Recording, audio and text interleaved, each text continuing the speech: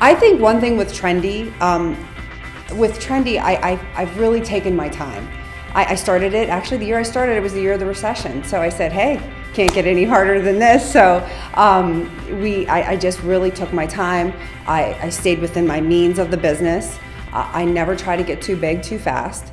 And I think that was what kept Trendy going and why Trendy has the name it has today. A lot of people said I have my grandfather's blood. And my grandfather, we had a family business and he worked it year after year for over 50 years. And I think sitting beside him so many days and so many times, I mean, it just rubbed off on me. And then my second business, actually, I started Tossed Food Service, Tossed Salad and Pizza Cafe in Hermitage. I started that a year ago. So that has been going strong for a year now too. I actually have a 2-year-old, and I have to say it changed my life. You work, before that, you work because that's what you know to do. I worked every day. I knew to be, I grew up knowing I had to be a hard worker, and it's just expected. But then when you see his little eyes and he looks up at you and you just have a purpose to work and you have a purpose to make a future and make a legacy for him, and that's pretty much what drives me every day. You know, in the past, I've done mission work. I've traveled to the Ukraine a few different times and done mission work in the Ukraine.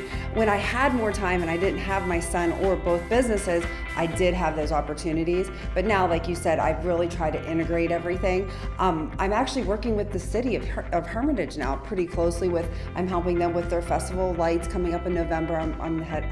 I don't know how I got that one, but I'm one of the head of the committees for that. And also just with like their entrepreneur groups for the young kids in the community, they have me getting involved there. So there are ways that I have tried to integrate the business. And it's funny because when you're sitting there and you're thinking, you know, what do I give back to the community?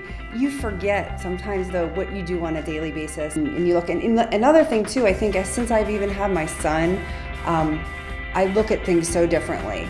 You want to give back to the community because you want the community to be thriving and beneficial for him when he gets older too. So it's amazing how you just evolve as a person and just you look at things so differently. Now as I got older and I got more comfortable with myself and knew what I was capable of, I am an entrepreneur.